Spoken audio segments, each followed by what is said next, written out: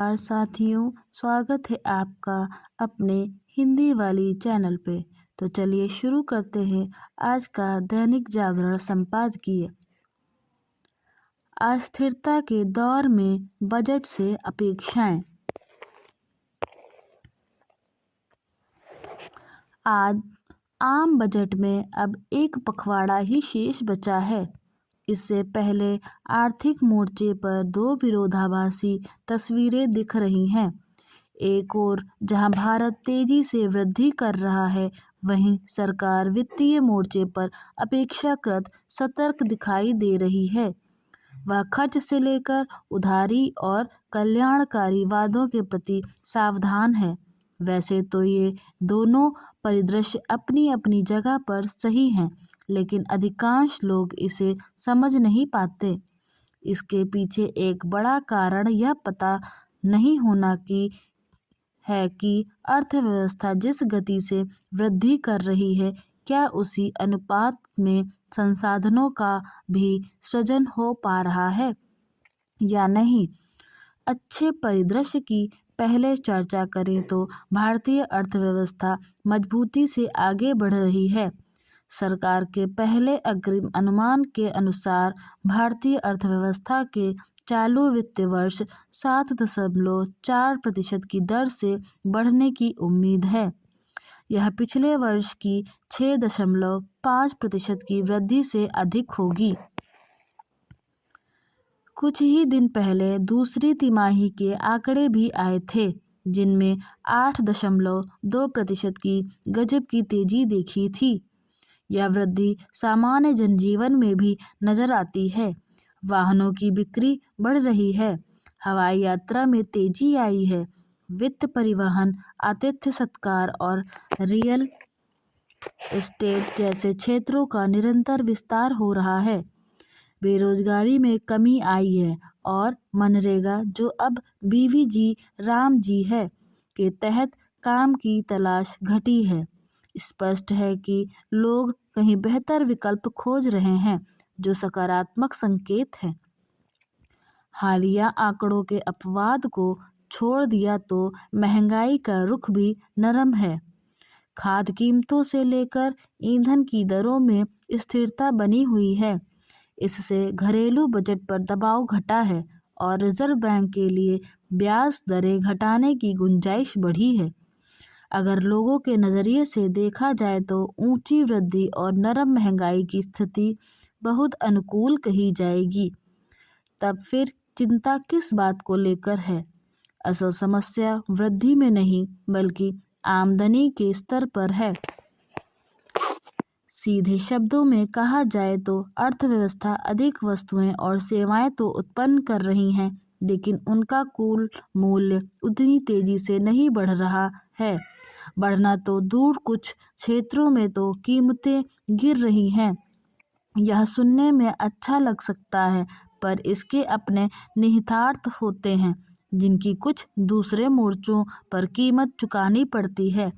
चाहे जीएसटी हो, आयकर हो या कारपोरेट कर, उन पर राजस्व की प्राप्ति लेन देन के आधार पर ही निर्भर करती है। जब लेन देन में वृद्धि धीमी होती है तो कर संग्रह भी धीमा हो जाता है।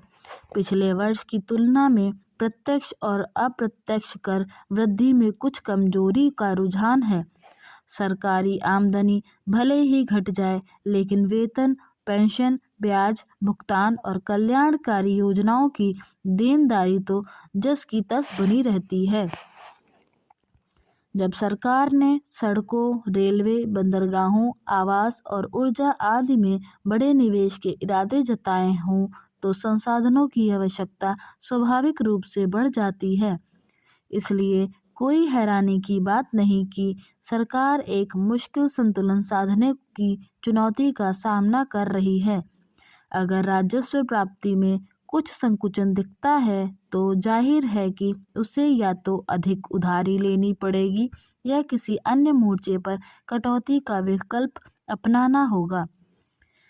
नई महत्वाकांक्षी घोषणाओं को लेकर भी संयम बरतना पड़ेगा। आगामी बजट के समक्ष इन चुनौतियों से पार पाने की भी एक बड़ी चुनौती होगी। इस कहानी में कई पेच और भी हैं। एक पेच वृद्धि की असमान प्रकृति से भी जुड़ा है। शहरी उपभोग में तेजी बनी हुई है।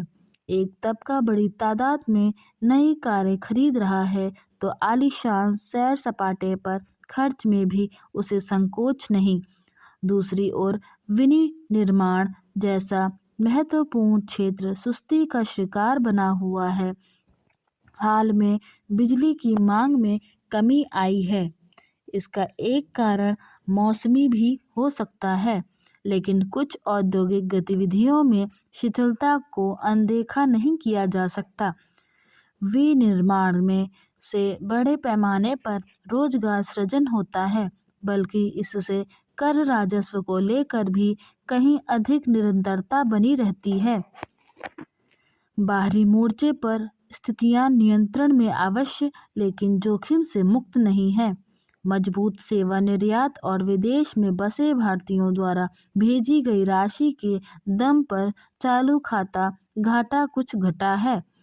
विदेशी मुद्रा भंडार भी सहज स्थिति में है, लेकिन वैश्विक अनिश्चितताएं कभी भी संकट खड़ा कर सकती हैं। तमाम उभरती हुई अर्थव्यवस्थाएं पूंजी प्रवाह को लेकर अस्थिरता का सामना कर रही हैं। डॉलर के मुकाबले रुपए की हैसियत भी आयात लागत से लेकर निवेशकों की धारणा को प्रभावित कर रही हैं। ऊपर से अमेरिकी टैरिफ ने भारत की चिंताओं को और बढ़ाने का काम किया है। बजट में वित्त मंत्री को इन चिंताओं का संज्ञान लेना होगा। इसमें कर वृद्धि अनुमान को लेकर बहुत सावधानी बरतनी होगी। उधारी की योजनाओं को लेकर भी सतर्कता आवश्यक होगी, ताकि ब्याज अदायगी को लेकर अतिरिक्त बोझ न बढ़े। राजस्व अनिश्चितता की स्थिति में बड़े वादों को निभाने में मुश्किल आती है, जबकि निवेश संबंधी या कल्याणकारी योजनाओं में कटौती आर्थिक वृद्धि से लेकर सामाजिक कल्याण की प्रक्रिया को पलट सकती है। संभव है बजट में बड़ी घोषणाओं के बजाय स्थिरता सुनिश्चित करने पर ध्यान केंद्रित हो।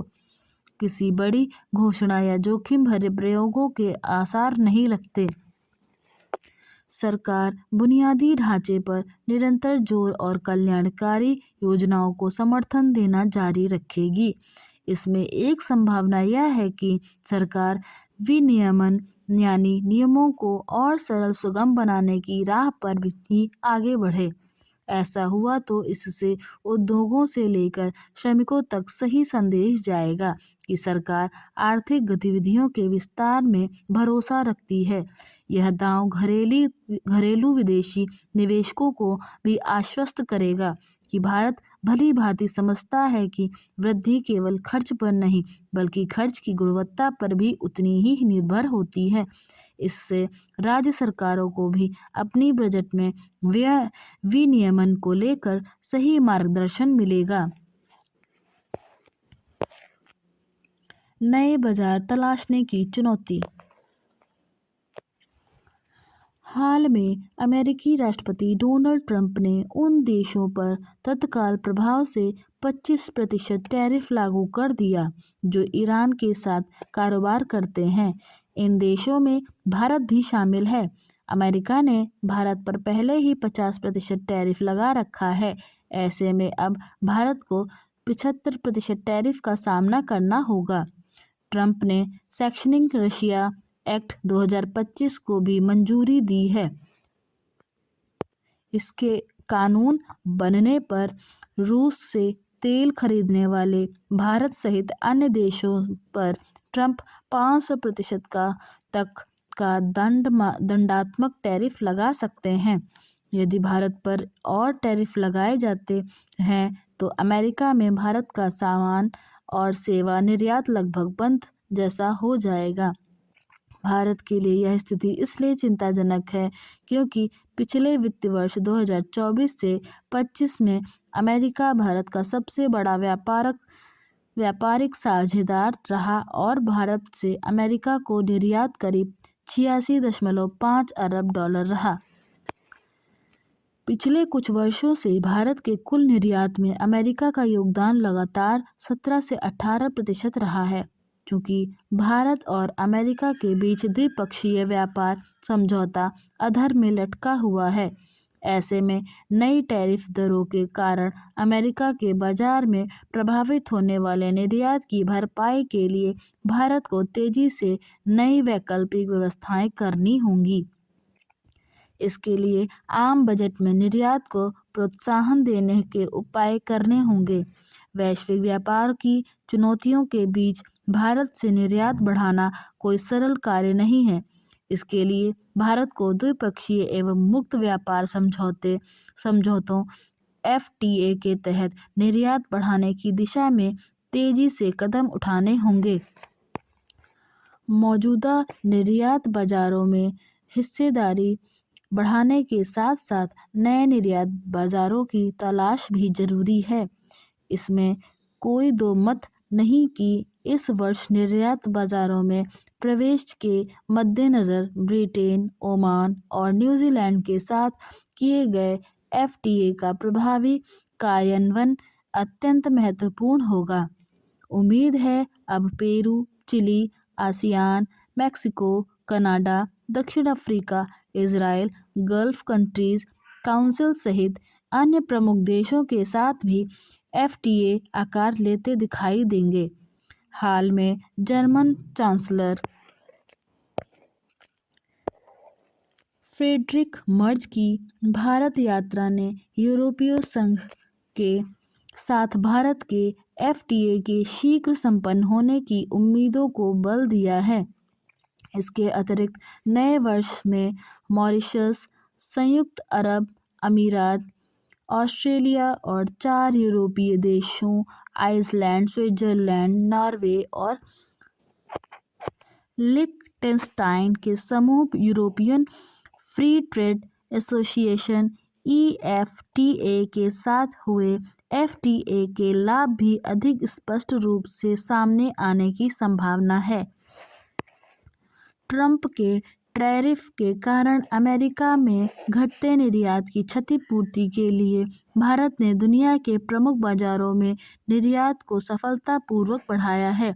हाल में जारी विदेश व्यापार के आंकड़ों के अनुसार नवंबर 2024 से नवंबर 2025 के बीच भारत का कुल निर्यात 15% बढ़कर $64.5 अरब से $73.99 अरब हो गया है। ट्रंप द्वारा लगातार बढ़ाए गए टैरिफ के बावजूद भारत की अर्थव्यवस्था तेज गति से आगे बढ़ रही है। विश्व बैंक ने चालू वित्त वर्ष 2025 से 2026 के लिए भारतीय अर्थव्यवस्था की विकास दर के अनुमान को 6.3% से बढ़ाकर 7.2% कर दिया है। आज भारत दुनिया के प्रमुख देशों के साथ द्विपक्षीय व्यापार तेजी से बढ़ा रहा है और भारत लगभग 200 देशों को किसी न किसी उत्पाद का निर्यात करता है। अतः इन बाजारों में उत्पादों और सेवाओं के निर्यात को बढ़ाने के लिए नई रणनीति के साथ आगे बढ़ना होगा। इस दिशा में 1 अप्रैल से लागू किए जाने वाले 4 नए श्रम कानून मील का पत्थर साबित हो सकते हैं।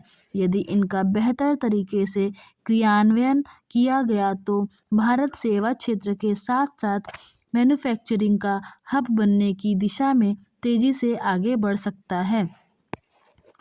भारत ने निर्यातकों को सहारा देने के लिए जो नई रणनीति बनाई है उसके तहत निर्यात बढ़ाने के उद्देश्य से 40 देशों में विशेष संपर्क कार्यक्रम चलाने की योजना है। इस पहल में ब्रिटेन, जापान, दक्षिण Korea, Germany, France, Italy, Spain, Netherland, Poland, Canada, Mexico, रूस, बेल्जियम, तुर्की, UAE और ऑस्ट्रेलिया जैसे प्रमुख देशों को शामिल किया गया है। इसके साथ ही केंद्र सरकार ने निर्यात बढ़ाने के लिए 4,531 करोड़ रुपए की नई मार्केट एक्सेस सपोर्ट योजना भी घोषित की है। हालांकि निर्यात को गति देने के लिए केवल बाजार तक पहुंच ही नहीं बल्कि संरचनात्मक सुधार भी अनिवार्य है। निर्यातकों की समस्याएं केवल शुल्क वृद्धि तक सीमित नहीं हैं, बल्कि उन पर लगाए गए एंटी डंपिंग शुल्क भी एक बड़ी चुनौती है। ऋण स्थगन की सुविधा को वित्त वर्ष 2026 से 27 तक बढ़ाया जाना निर्यातकों के लिए लाभकारी होगा। इसके अलावा निर्यात को प्रोत्साहन देने के लिए सभी राज्यों में मान्यता प्राप्त आधुनिक प्रयोगशालाओं की स्थापना भी जरूरी है, जिससे लागत और समय की बचत के साथ लॉजिस्टिक बाधाएं कम होंगी। साथ ही बाजार तक पहुंच के लिए सहयोग, गुणवत्तापूर्ण उत्पादन, विश्वसनीय कच्चा माल, कम ऊर्जा लागत, मजबूत बुनियादी ढांचा और नियामकीय समन्वय भी आवश्यक है। रिजर्व बैंक को भी अमेरिकी शुल्कों से प्रभावित निर्यातकों को राहत देने के लिए उपयुक्त पहल करनी होगी। डिलीवरी कर्मचारियों के प्रति संवेदनशीलता। हम एक ऐसे युग में जी रहे हैं जहां हमें खाना, कपड़े और यहाँ तक कि राशन भी पलक झपकते चाहिए। हमारी इस बेसब्री को बाजार ने एक मुनाफे वाले धंधे में बदल दिया। कंपनियों ने वादा किया कि आप बस बटन दबाइए और 10 मिनट में सामान आपके दरवाजे पर होगा। सुनने में यह किसी जादू जैसा लगता है, लेकिन इस चमक दमक के पीछे की सच्चाई बेहद डरावनी है। हाल में सरकार ने इन कंपनियों को कड़ा निर्देश दिया है कि वे 10 मिनट में सामान पहुंचाने का दावा करना बंद करें। जब कोई कंपनी यह कहती है कि वह 10 मिनट में सामान पहुंचा देगी, तो वह दरअसल अपने कर्मचारी को मौत के कुएं में गाड़ी चलाने का आदेश दे रही होती है। हम सब जानते हैं कि हमारे शहरों की सड़कों पर कितना दबाव है। जगह जगह जाम है, सड़कें टूटी हैं और यातायात बेकाबू है। ऐसे में 10 मिनट की समय सीमा का पालन करना तभी संभव है जब गाड़ी चलाने वाला अपनी जान हथेली पर रखकर नियमों की धज्जियां उड़ाए। वह लाल बत्ती पार करता है, गलत दिशा में गाड़ी चलाता है और फुटपाथ पर चढ़ जाता है, सिर्फ इसलिए ताकि आपका दूध या चिप्स का पैकेट 1 मिनट भी देर ना हो जाए। इस पूरे खेल में सबसे ज़्यादा पिसता वह कर्मचारी है जिसे कंपनियां अपना सहयोगी कहती हैं। उसके सिर पर हमेशा यह तलवार लटकी रहती है कि अगर वह समय पर नहीं पहुंचा तो उसे दंड मिलेगा या उसकी कमाई कम हो जाएगी। यह दबाव इतना भयानक होता है कि वह अपनी सुरक्षा भूल जाता है। कंपनियां अक्सर यह दलील देती हैं कि उनके पास तकनीक है और गोदाम पास में है, इसलिए यह संभव है। लेकिन कोई भी तकनीक सड़क पर अचानक सामने आए बच्चे या जानवर को नहीं हटा सकती। सड़कों की हकीकत वातानुकूलित कमरों में बैठकर बनाए गए आंकड़ों से बहुत अलग होती है। 10 मिनट का वादा एक तरह का धोखा है जो ग्राहकों को लुभाने के लिए बुना गया था। सरकार ने इस धोखे पर रोक लगाकर यह संदेश दिया है कि व्यापार करने का अधिकार सबको है, लेकिन किसी की जान जोखिम में डालकर नहीं। कंपनियों को रफ्तार के बजाय सुरक्षा पर ध्यान देना होगा। यह मुद्दा सिर्फ सरकार और कंपनियों के बीच का नहीं है, बल्कि यह हम उपभोक्ताओं के लिए भी एक आईना है। हमें खुद से यह सवाल पूछना होगा कि आखिर हमें इतनी जल्दी किस बात की है। अगर एम्बुलेंस या पुलिस को 10 मिनट में पहुंचना हो तो समझ आता है, क्योंकि वहां सवाल जिंदगी और मौत का होता है। लेकिन किराने के सामान के लिए ऐसी अफरा तफरी क्यों? हमारी अभी चाहिए कि जिद ने हमें संवेदनहीन बना दिया है। सरकार ने नियम बनाकर अपना काम कर दिया है, लेकिन असली बदलाव तब आएगा जब हम अपना सोच बदलेंगे। आवारा कुत्तों की समस्या। आवारा कुत्तों के काटने और इससे होने वाली मौतों के बढ़ते मामलों की पशु कल्याण बोर्ड द्वारा जारी रिपोर्ट को आधार बनाकर तथाकथित पशु प्रेमियों को जागरूक करता संपादकीय आफत बने आवारा कुत्ते प्रासंगिक को और सराहनीय है। इसके माध्यम से एक ज्वलंत प्रश्न उठाया गया है कि पशु प्रेमी आवारा कुत्तों के प्रति जो हमदर्दी और सहानुभूति दिखा रहे हैं वह उन लोगों के लिए कहाँ लुप्त हो जाती है जो इन कुत्तों के काटने से घायल होते हैं या मर जाते हैं। हिंसक आवारा कुत्तों को इंसान की जान से ज्यादा प्राथमिकता देने वाले पशु प्रेमी जवाब दें कि क्या वे मानव को प्राणी नहीं मानते? मूक जानवर के प्रति उनका प्रेम यदि किसी व्यक्ति की मौत का कारण बनता है तो इसका जिम्मेदार वे किसे ठहराएंगे? सुप्रीम कोर्ट में आवारा कुत्तों की पैरवी करने वाले इनके काटने से होने वाली मौतों पर क्यों मौन हो जाते हैं? आवारा कुत्तों की समस्या एक राष्ट्रीय समस्या बनकर उभरी है। वर्ष 2022, 2023 और 2024 में कुत्तों के काटने से लगभग क्रमशः 22, 30 और 37 लाख मामले सामने आए हैं। विगत वर्ष 2025 में डॉग बाइट के लगभग 45 लाख मामले दर्ज हैं। यह ध्यान देने योग्य बात है कि ये आधिकारिक आंकड़े हैं। वास्तविक आंकड़े इससे बढ़कर ही होंगे क्योंकि बहुत से मामले दर्ज नहीं होते। डॉग बाइट की गंभीर समस्या स्वास्थ्य और सुरक्षा का राष्ट्रव्यापी संकट बन चुकी है। इसकी उपेक्षा नहीं की जा सकती। इससे निपटने के लिए एक ठोस स्पष्ट नीति बनाने और इसका क्रियान्वयन करने की महती आवश्यकता है। आखिर कब तक डॉग बाइट लोगों की मौत का कारण बनेगा? न्यायालय शासन प्रशासन को सख्त कार्रवाई करने के लिए निर्देशित करे ताकि देश में फिर कोई व्यक्ति आवारा कुत्तों का शिकार नहीं बने। साम्राज्यवादी आकांक्षाएं। डोनाल्ड ट्रंप का यह कहना कि अमेरिका को किसी भी हाल में ग्रीनलैंड चाहिए, दरअसल सुरक्षा की आड़ में साम्राज्यवादी महत्वाकांक्षा की स्वीकृति है। ग्रीनलैंड केवल बर्फ से ढका एक द्वीप नहीं बल्कि 21वीं सदी की वैश्विक राजनीति का नया प्रतीक बनता जा रहा है। डेनमार्क के आधिपत्य में रहा यह भूभाग आज अमेरिका, रूस और चीन तीनों महाशक्तियों की निगाह में है। आर्कटिक क्षेत्र में बदलते जलवायु संतुलन ने जिन मार्गों और संसाधनों को उजागर किया है वे अब शक्ति राजनीति की नई धुरी बन रहे हैं। वास्तविक चिंता इस बात की है कि ये महाशक्तियां पहले ही विश्व के बड़े हिस्से को तनाव और अनिश्चितता के हवाले कर चुकी हैं।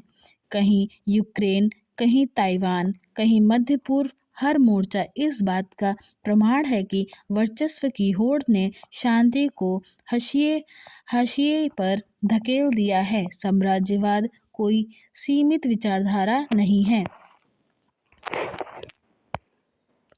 उपेक्षित माँ बाप के हक में कानून। यह विडंबना है कि जिन माता पिता ने अपने सुख, स्वास्थ्य और जरूरतों को त्याग कर बच्चों का भविष्य संवारा वही वृद्धावस्था में उपेक्षा के शिकार हो जाते हैं। यह केवल पारिवारिक नहीं बल्कि सामाजिक विघटन का संकेत है। ऐसे में तेलंगाना सरकार द्वारा अपनी पूर्व शर्त के अनुसार माता पिता की उपेक्षा करने वाले सरकारी कर्मचारियों के वेतन से 10 से 15% अनिवार्य कटौती कर उसे सीधे माता पिता तक पहुंचाने का प्राविधान जिम्मेदारी और जवाबदेही दोनों को स्पष्ट करता है। प्रस्तावित यह कानून केवल एक प्रशासनिक निर्णय ही नहीं बल्कि बदलते सामाजिक मूल्यों पर एक सशक्त नैतिक हस्तक्षेप है। देश भर में इस तरह की अनिवार्यता समय की मांग है क्योंकि संयुक्त परिवार टूट रहे हैं और बुजुर्ग असुरक्षित हो रहे हैं। केंद्र और अन्य राज्यों को भी इस मॉडल से प्रेरणा लेकर बुजुर्गों की देखभाल को कानूनी, सामाजिक और नैतिक दायित्व के रूप में स्थापित करना चाहिए। यह पहल न केवल माता पिता को सम्मान देगी बल्कि आने वाली पीढ़ियों को भी जिम्मेदार नागरिक बनने का संदेश देगी।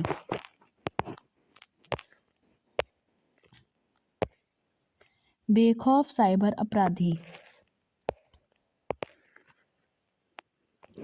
दिल्ली में डिजिटल अरेस्ट का भय दिखाकर बुजुर्ग महिला कारोबारी के से 7 करोड़ रुपए की ठगी का मामला यही बता रहा है कि साइबर ठग बेलगाम बने हुए हैं।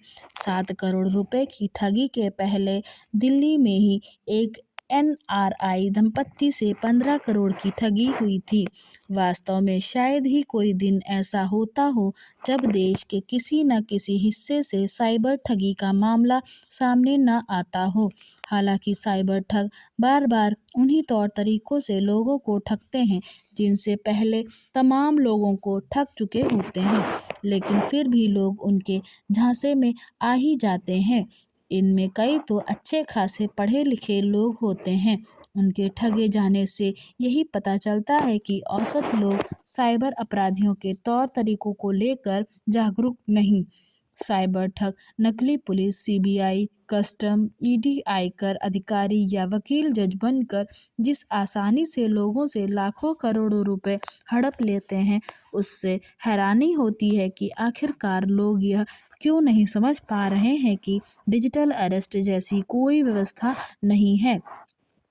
निस्संदेह लोगों को साइबर ठगी को लेकर जागरूक होने की जरूरत है, लेकिन इससे कहीं बड़ी जरूरत साइबर ठगों पर शिकंजा कसने की है। यह निराशाजनक है कि पुलिस और अन्य एजेंसियां इसमें सक्षम नहीं हो पा रही हैं। इससे संतुष्ट नहीं हुआ जा सकता कि डिजिटल अरेस्ट की धमकी देकर साइबर ठगी के बढ़ते मामलों का सुप्रीम कोर्ट की ओर से स्वतः संज्ञान लिए जाने पर केंद्र सरकार ने एक समिति गठित की जिसमें NIA, CBI, cyber crime coordination centre के सदस्यों के अलावा कई मंत्रालयों के अफसर और साथ ही रिजर्व बैंक के संयुक्त सचिव शामिल हैं, क्योंकि यह काम तो बहुत पहले ही कर लिया जाना चाहिए था। आशा है कि सुप्रीम कोर्ट इस समिति की रिपोर्ट का संज्ञान लेकर ऐसे प्रभावी आदेश निर्देश देगा जिनसे साइबर ठगों पर लगाम लगेगी। ऐसा होना ही चाहिए क्योंकि साइबर ठगी के तहत हड़पी जाने वाली राशि बढ़ती जा रही है। साइबर अपराधी केवल लोगों को डरा धमकाकर ही ठगी नहीं कर रहे हैं, वे निवेश का आकर्षक लालच देकर भी लोगों की गाढ़ी कमाई पर हाथ साफ कर रहे हैं। इससे यही पता चलता है कि वे बेलगाम और बेखौफ हैं। अधिकतर मामलों में वे पकड़े नहीं जाते और यदि पकड़े भी जाते हैं तो हड़पी गई राशि वापस नहीं मिल पाती क्योंकि वह विदेश भेज दी गई होती है। साइबर ठगी पर लगाम लगाने के लिए केवल पुलिस एवं अन्य एजेंसियों की को तकनीकी दृष्टि से सक्षम ही नहीं बनना होना होगा, बल्कि मोबाइल कंपनियों और बैंकों के कामकाज के तरीकों को भी दुरुस्त करना होगा। सरकार को यह समझना होगा कि यदि साइबर ठग बेलगाम बन रहे हैं तो लोग डिजिटल लेन देन से कन्नी काटने को बाध्य होंगे। सख्त संदेश। हिमाचल प्रदेश में चिट्टे सिंथेटिक ड्रग के दुष्प्रभावों को लेकर सरकार ने गंभीरता दिखाई है और स्पष्ट किया है कि नशे के खिलाफ किसी प्रकार की नरमी नहीं बरती जाएगी। चिट्टे की तस्करी में शामिल व्यक्ति पंचायत, पंचायत समिति और जिला परिषद का चुनाव नहीं लड़ सकेंगे। सरकार का संदेश स्पष्ट है कि जो व्यक्ति समाज में नशा फैलाता है उसे समाज का नेतृत्व करने का अधिकार नहीं मिल सकता। चिट्टा तस्करी में से संलिप्त लोगों के परिवारों पर कार्रवाई का दायरा बढ़ाना और अवैध संपत्ति पर बुलडोजर चलाने की घोषणा सराहनीय पहल है। 2 दिन पहले 11 पुलिस कर्मचारियों की बर्खास्तगी दर्शाती है कि नशा तस्करी में संलिप्त किसी को भी बख्शा नहीं जाएगा। चिंताजनक है कि प्रदेश की 264 पंचायतें चिट्टे के मामले में अत्यधिक संवेदनशील हैं। पंचायतों में एंटी चिट्टा ग्राम सभाओं का आयोजन और लोगों की भागीदारी को बढ़ावा देना महत्वपूर्ण है। स्कूल प्रधानाचार्यों को नोडल अधिकारी बनाना और खेलों के माध्यम से युवाओं को नशे से दूर रखना नशे के खिलाफ लड़ाई को दंडात्मक नहीं बल्कि सुधारात्मक बनाता है। बुधवार को कुरियर सेवाओं के माध्यम से नशे की तस्करी पर रोक लगाने के लिए 433 केंद्रों की जांच दर्शाती है कि सरकार और पुलिस तंत्र नशे के नेटवर्क को तोड़ने के लिए हर स्तर पर प्रयासरत है। यदि सरकार की इस मुहिम को जन सहयोग मिलता रहा तो चिट्टा मुक्त हिमाचल का लक्ष्य प्राप्त करना संभव। आशीर्वचन की शक्ति।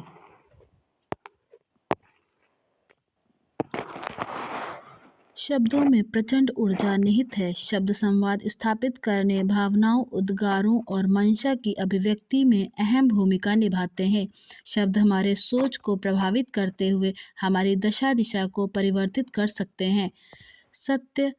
सत साहित्य में पुनीत भाव से उच्चारित मंत्रों के प्रभाव से असंभव कार्य संभव होने की दृष्टांतों का उल्लेख मिलता है।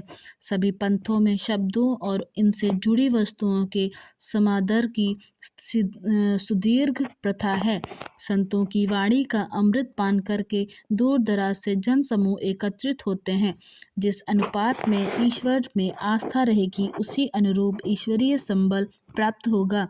करुणा, समर्पण और सेवा भाव, निस्वार्थ आचरण से अभिप्रेरित मन, वचन, कर्म से ईश्वरीय विधान की अनुपालना करने वाले जन में ईश्वरीय शक्ति का वास होता है। निश्चलता, परिहित प्रेम और करुणा भाव तथा सदा आचरण से अभिप्रेरित व्यक्ति इहलोक में ईश्वर के प्रतिनिधि होते हैं। उनकी वाणी में असाधारण गरिमा मिलेगी। लोगों को बूझने और उनके भविष्य के बाबत उन्हें पूर्वाभास रहता है। ऐसे उन्नत जनों का आशीर्वचन हमारे जीवन में मूलभूत परिवर्तन ला सकता है। जिज्ञासु आतुर रहते हैं कि उन्हें सिद्ध जनों के सानिध्य और उनके व्यक्तिगत आशीर्वचन का सौभाग्य मिले। परालौकिक शक्तियों से संपन्न सदाचारी जनों से इतर वर्ग माता पिता और अपने परिवेश के उन सयानों का है जिनकी सदाशताएं बिना किसी शर्त दीर्घकाल से हमारे साथ रहती हैं। इस अगाध प्रेम के कारण वे हमें क्षमतावान बनने और उचित मार्ग पर चलने का आशीर्वाद देते हैं। सामान्य कार्य, संसाधन, अनुभव, बुद्धि और कौशल के सहारे सध जाते हैं, किंतु स्मरण रहे कि बड़े कार्य ईश्वरीय संबल के बिना संपन्न नहीं होते। सुयोग्य सिद्ध जनों का आशीर्वाद सार्थक जीवन के लिए आवश्यक है, किंतु यह सुनिश्चित करने के लिए पहले उनमें आस्था रखनी होगी। आशा करती हूँ कि आपको हमारा यह वीडियो पसंद आया होगा। So please like, share and subscribe करना ना भूलें। धन्यवाद।